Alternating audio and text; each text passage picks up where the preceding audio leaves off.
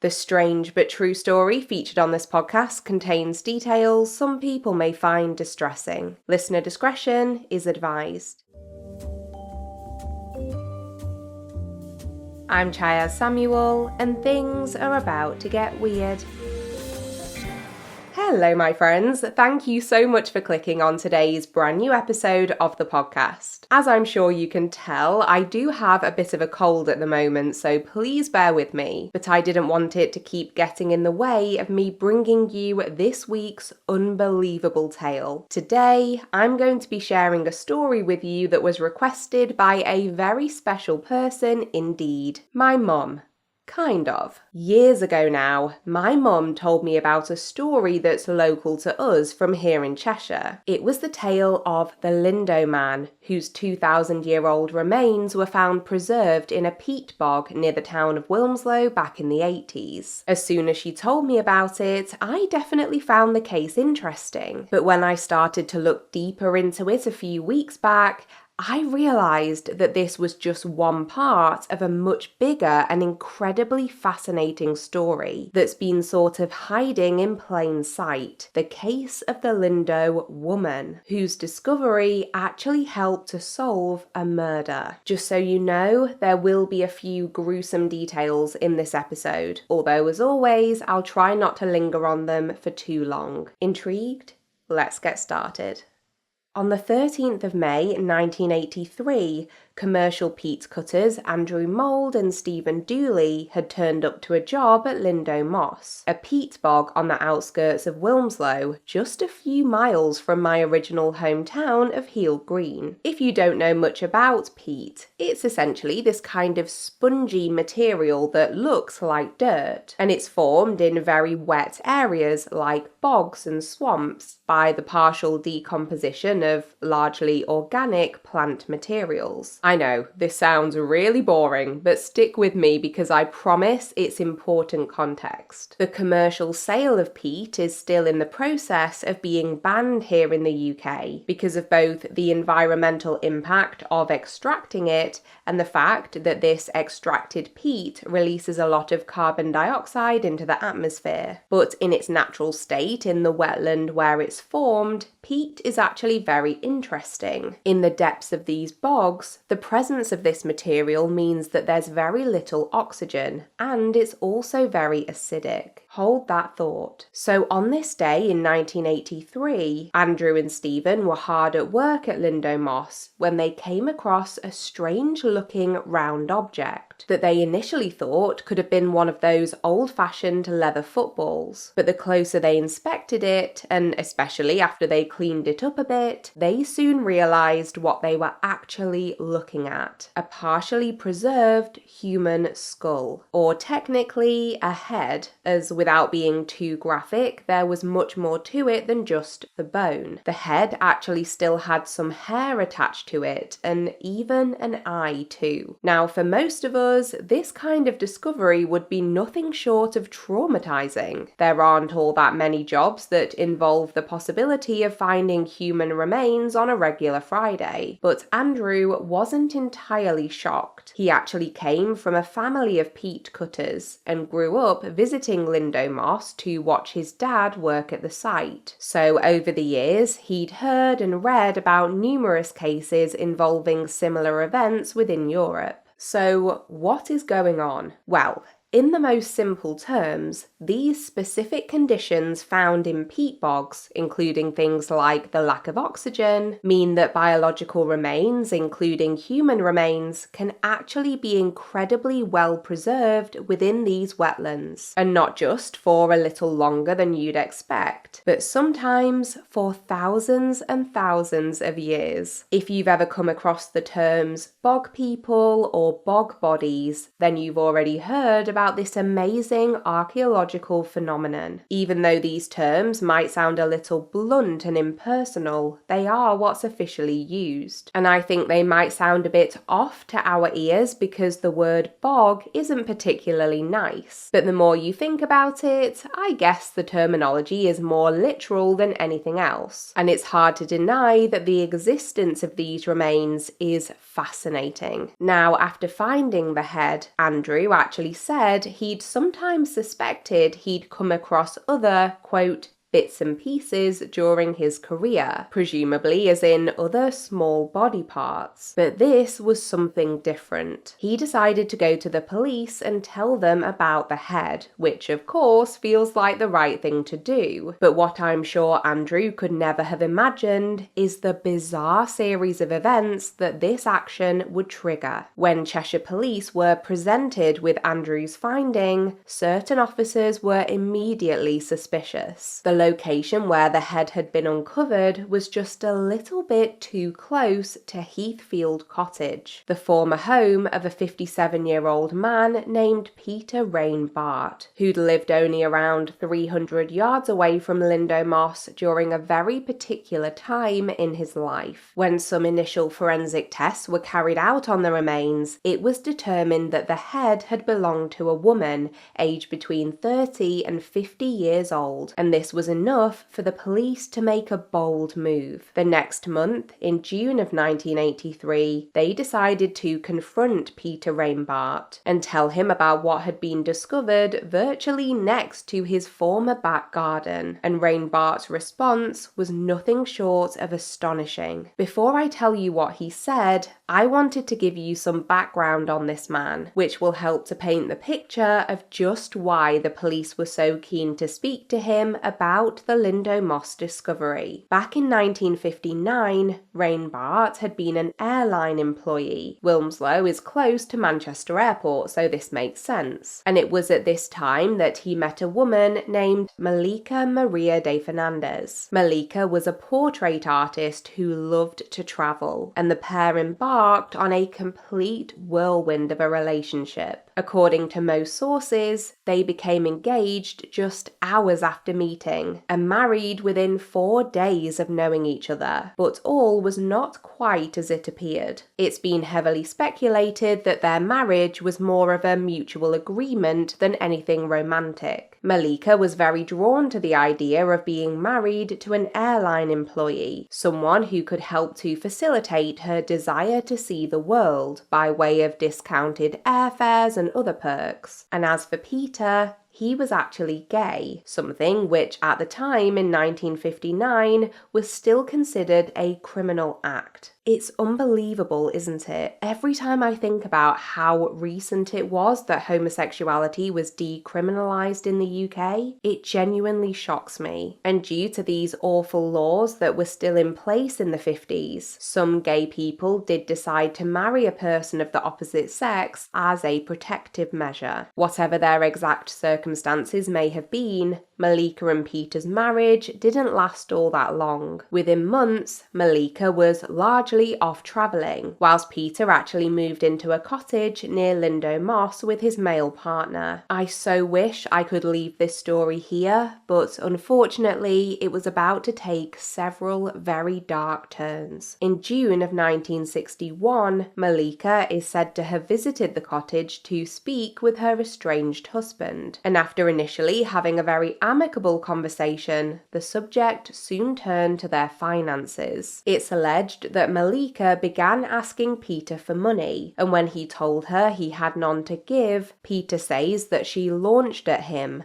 attacking him with her, quote, long fingernails and making verbal threats. He reacted by grabbing her, vigorously shaking her until it was clear she had passed away. Peter Rain Bart had killed his wife, likely through strangulation. And how do we know this? Because when he was brought in for questioning by Cheshire police over 2 decades later, he admitted to his crime, telling the officers investigating the case, quote, "It has been so long, I thought I would never be found out." Now, it's very important to bear in mind that in terms of exactly what transpired on the day Malika was murdered, we only have one person's story to go off. the person who killed her. As far as I could find out, it doesn't look like anyone else was present at the cottage that day, so I think it's wise to take the details of his story with a hefty pinch of salt. All we know for sure is that the tragic result of their interaction was that Malika's life was brutally ended. So how did the police come to be so suspicious of Peter Rainbart over 20 years on from Malika going missing? Well, here is where the plot thickens once more. It turns out that Rainbart was already well known to Cheshire police ahead of the discovery of the remains at Lindow Moss. Shortly before the head was found, he had actually been released from prison after serving time for an unrelated crime. And whilst he had been behind bars, it seems that that same cocky energy he displayed to the police when he talked about how he never thought he'd be found out was destined to form part of his downfall. Sorry to be a little graphic for a moment, this is really horrible. But during his time in prison, he had actually boasted to two of his cellmates about the night Malika had died, openly telling them that he had murdered,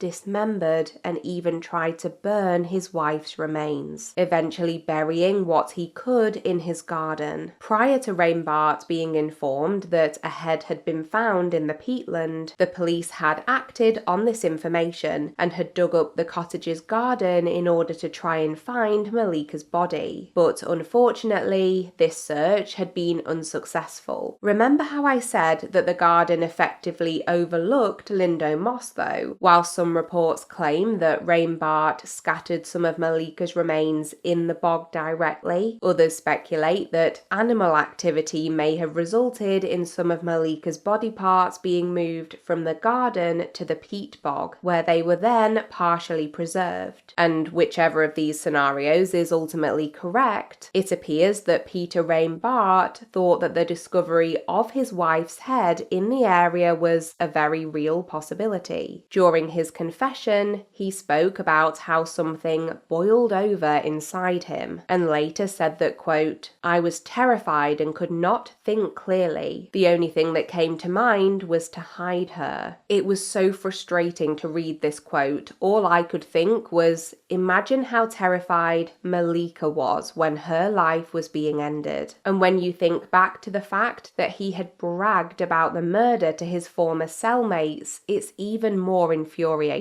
But anyway, now that the police had this confession, they were able to charge Rainbart with Malika's murder and take the case to court, which should all have been quite straightforward from this point, right?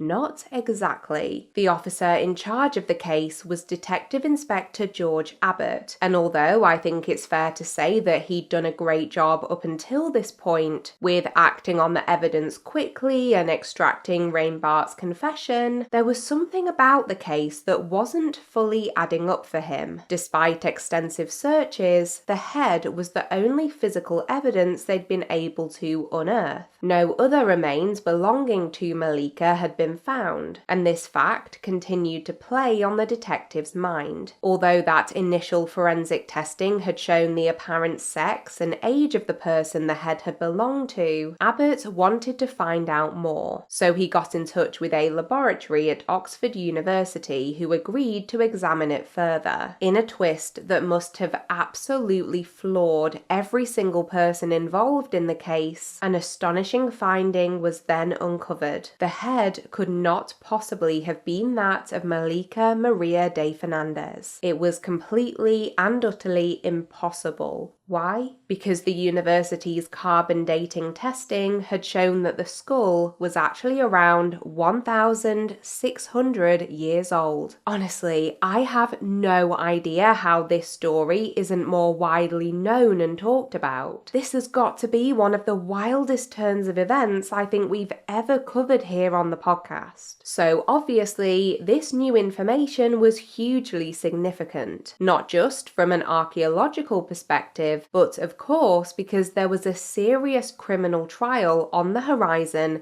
that had come about because of this grim discovery. Naturally, the news that the head was not Malika's reached Peter Rain-Bart, and off the back of already trying to reduce his charge from murder to manslaughter, he now attempted to redact his confession altogether. Because here's the thing, as you'll know if you followed a lot of true crime cases, securing a conviction for murder without the presence of a body is relatively rare, although of course not impossible. Going to trial with just Rain-Bart's confession, which he'd already tried to take back as the key piece of evidence, was risky, but thankfully justice for Malika did end up being served. The 3-day trial took place at Chester Crown Court in December of 1983, where the jury found Peter Rain-Bart guilty of murder with an 11-1 majority verdict. There's not a huge amount of information available about the trial, but it does look as though he gave up on trying to recant his confession, as newspaper reports from the time state that he did provide details about Malika's murder to the jury. They took just 3 hours to find him guilty, and he was sentenced to life in prison. I spent a good couple of hours trying to find out more details about what became of Rain-Bart after he was sentenced, but there doesn't look to have been any news coverage about him post-sentencing, at least not containing any new information. Most sources simply state that he spent the rest of his life in prison, and although again I couldn't find any prison records that noted his death, according to my calculations, he would be 100 years old if he were alive today, so it's probably likely that he did pass away behind bars. But whilst this angle of our story is at an end, there were still a few more turns to be taken when it comes to the happenings at Lindow Moss. The very next year after this tragic saga unfolded, Andrew Mould was once again working at the Lindow peat bog, along with a man named Eddie Slack, when the absolutely unthinkable happened. For the second time in as many years, on the 1st of August 1984, he spotted something unusual on the peat mill's conveyor. I can only imagine that after what had taken place the year before, he must have been paying extra close attention to what they were bringing to the surface of the wetland, and it's a good job he did. Although he assumed at first that it was probably just what's known as bogwood, he picked up an unusually shaped object before taking a closer look. As he describes, quote, "We gave it a little clean,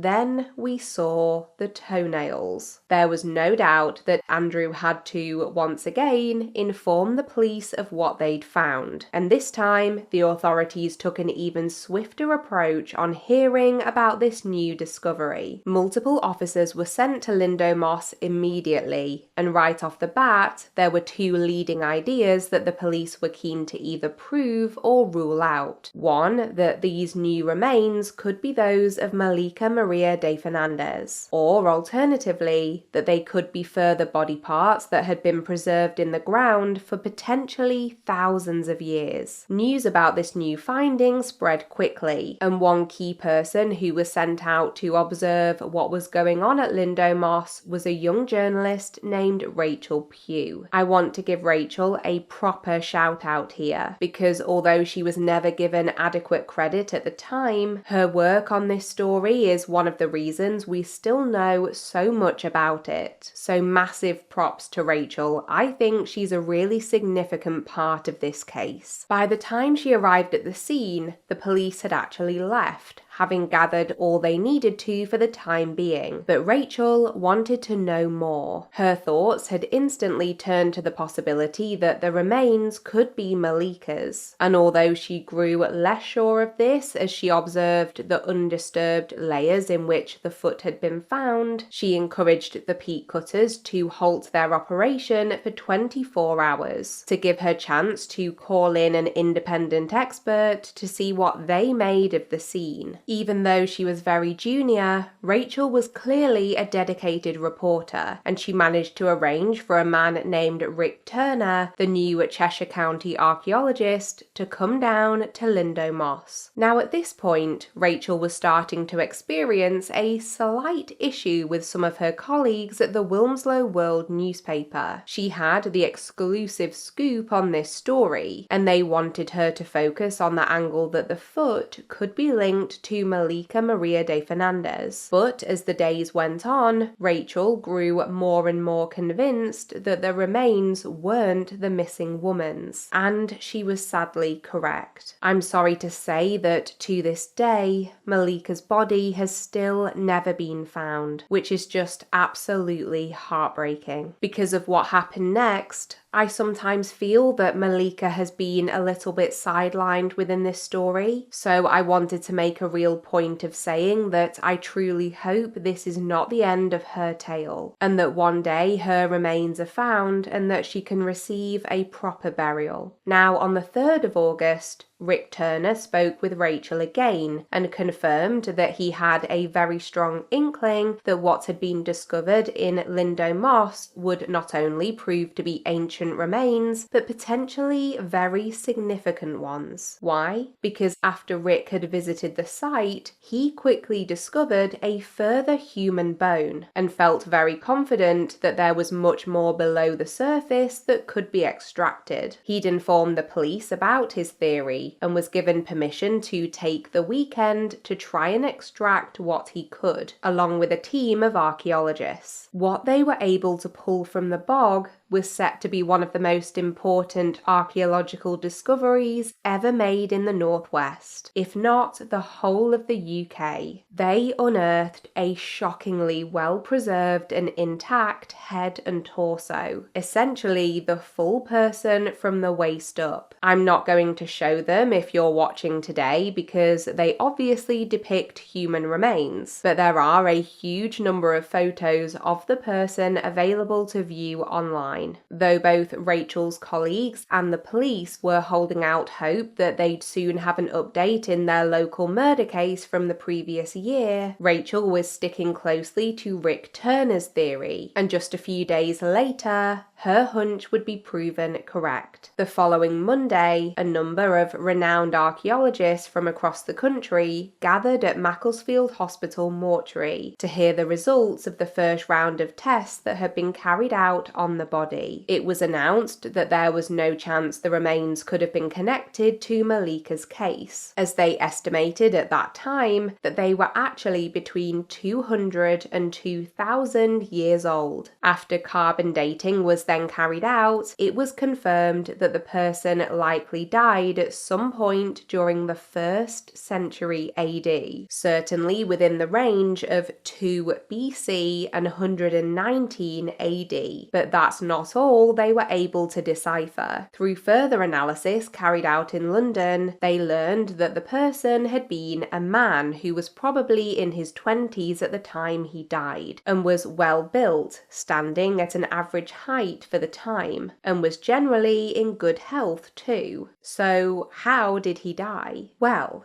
here's where this tale takes yet a further strange turn, because whilst the search of Lindow Moss unfortunately hadn't turned up any answers in Malika's case, what the archaeologists had unearthed was the victim of an ancient killing, as this person, who has since been given the moniker of the Lindow Man, had clearly been murdered. Ian West, from the Department of Forensic Medicine at Guy's Hospital in London, put together an extensive report on the Lindow Man, which detailed some incredible findings. He believes that the man was struck 3 times on the head before he died, and also once very hard in the centre of his back, which broke a rib. If this wasn't violent enough, his throat had also been cut, and there was a ligature found around around his neck too. All in all, there were just too many injuries present for the experts to be able to say for sure which one of them had been fatal. But what was obvious was that the Lindow Man had met a terrible end to his life. It has been suggested that an alternative to the idea that he was murdered could be that he was part of some kind of sacrificial ritual. And given the time period in which he died, I guess we've got to look at all possibilities. Even though the last few minutes have been quite gruesome and heavy, sorry about that, I do have something to tell you that lightens the mood slightly. And this is how you just know that this case took place in the UK, because the Lindow Man has also been given the less formal and more comedically affectionate nickname of Peat Marsh. Obviously a play on words for the material his remains were found in. Believe me, I'm as guilty of this as anyone else. But what is it about us Brits in that we cannot help but give everyone a nickname, including 2,000-year-old bodies found in bogs? Actually, thinking about it, it's a bit out of order that the Lindow Woman never received a nickname, but I digress. After the Lindow Man's remains were taken to London, they were eventually put on display at the British Museum, and as far as I know, he's still there to this day. If you're thinking, hold on, how are his remains not now decaying after being removed from the peat bog? According to the British Museum, quote, Lindow Man was first immersed in a solution of polyethylene glycol, a chemical that prevented the body shrinking when it dried out. He was then wrapped in cling film and frozen, after which he was freeze-dried to remove water. This treatment successfully preserved his body and meant that it could be displayed. There were a couple of other fascinating discoveries made from the analysis of the Lindow Man that gave some deeper historical insights into the time in which he'd lived and died. They found that just before he passed away, he'd eaten a kind of round flatbread or griddle cake that would have been cooked over an open fire, and there were a few grains of mistletoe pollen found in his stomach too. It's absolutely wild to think that these traces of other organic material had also been preserved within him for 2,000 years. As for Lindow Moss itself, it's somewhere that's been in our local news here quite frequently over the past few years, mostly due to some controversial plans to build a housing estate on part of the peatland, which campaigners have argued would be hugely detrimental to the land itself. On a more positive note, there's an organisation called the Lindow Moss Landscape Partnership, who look to do some amazing work around protecting and conserving the land, and encourage people to visit and walk around some of the dedicated trails that have been set out. But for many people in our neck of the woods, Lindow Moss will always be most closely associated with the Lindow Man, and whilst I understand why, I really hope that the tales of the Lindow Woman, and of course of Malika Maria de Ferdandez, can also be remembered alongside him. With cases of missing people that took place so long ago, it's natural that hope will fade the longer time goes on. But I believe that if the incredible stories that have come out of Lindow Moss prove anything, it's that no matter how much time passes, be it 20 years, 200 years, or even 2,000 years, you never quite know when buried secrets are going to finally be brought to the surface. I honestly cannot tell you how glad I am that I finally decided to take a deeper look into this story for today's episode. It had sat on my list for so long, years at this point, and this whole time I had no idea just how complex and intriguing and tragic it really was. As incredibly sad as it was to learn about Malika's case, I'm grateful for this opportunity to shine a new light on her story and play a small part in helping to ensure that she's not forgotten about. If you're also from the Northwest, had you ever heard about the Lindow Man or even the Lindow Woman tales before? Did you know much about so-called bog bodies before listening to today's episode? I have to admit that the extent of my knowledge about them came from an old episode of the Vic and Bob Randall and Hopkirk remake. And if you know the episode I'm talking about, you are officially a complete and utter utter legend in my eyes. As always, please do leave me a comment with all of your thoughts about the twists and turns within this story. I really do look forward to reading them. But for now, it's that time once again. Join me as we head into our outro feature, and this one is a little bit extra special. Here is Weird Media. This week, I have a podcast recommendation for you, and if you're a fellow horror film fan, you are in for an absolute treat. A few weeks back, I was lucky enough to be invited to the Spotify offices in London for a lunch with some amazing fellow true crime podcasters. And whilst I was there, I met some of the most incredible people, including Grace from the Red Rum podcast and Alice from Truly Criminal. We soon got on to the topic of horror films, and I was so excited to learn that Grace and Alice had just teamed up for the second series of the podcast, The Final Cut, to talk in detail about what I think is one of the scariest film series of all time, Paranormal Activity. The second I started listening, I was hooked. What Alice and Grace are doing is going through each of the films, one per episode, recapping, analysing, and sharing so many fascinating additional facts about each one. And I am enjoying it more than I can say. Now, I've mentioned this so many times before on the podcast, but I've been a horror film fanatic since I can remember. Movies like The Shining and The Silence of the Lambs are amongst my favourites, and I adore the Saw franchise too, which is actually what the first series of The Final Cut was dedicated to. But the Paranormal Activity films are some of the scariest to me, and have been since I first watched them. So to hear Alice and Grace do these deep dives into them has been brilliant because, one, I get to relive them again without having to scare myself half to death, although my blood has definitely run cold a few times listening to the podcast. And two, because I've learned so much more about the films than I ever thought I would, which has given me a whole new level of respect for the franchise. The girls' analysis is top notch. There have been so many moments where they've made me think about small details or even entire scenes in a different way. And as the episodes go on, I'm slowly building myself up to finally do a Paranormal Activity rewatch, even though I am genuinely petrified. As I'm recording this, I think we're up to episode 4, so you've got a good few hours of the podcast to get your teeth into. The Final Cut is 100% right up there with my favourite podcasts of the year so far.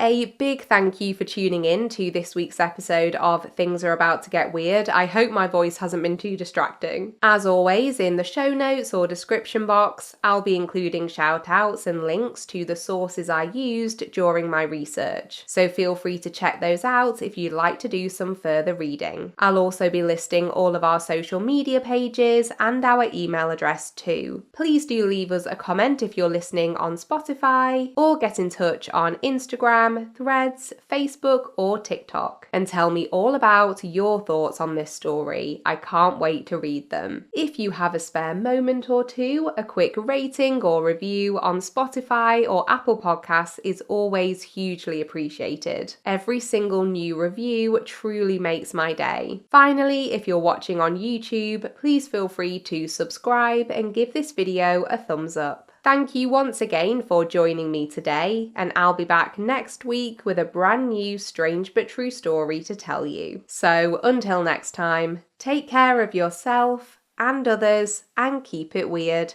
but the good kind of weird.